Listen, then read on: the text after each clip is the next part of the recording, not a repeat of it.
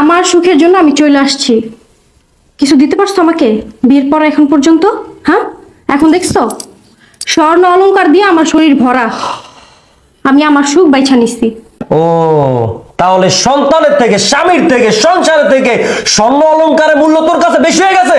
হ্যাঁ, আমার কাছে স্বর্ণ অলংকারের দাম বেশি। জীবনে না বাস্তবে টাকার প্রয়োজন। আমি এখন অনেক সুখে আছি, অনেক টাকা পয়সা আছে। কি দিতে পারছো জীবনে? হ্যাঁ, তোমার সারা জীবনে তুমি এমন একটা গয়না আমাকে কিনে দিতে পারবা? এমন একটা শাড়ি কিনে দিতে পারবা?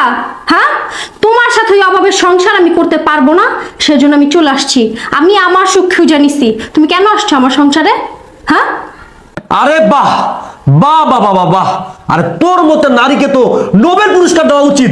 আমার সাইডে চলে আসছোস, তাতে আমার কোনো দুঃখ নাই, কিন্তু তুই একটা বারের জন্য ভাবস নাই তোর এই বাচ্চাটা মা ছাড়া কিভাবে বাঁচবে?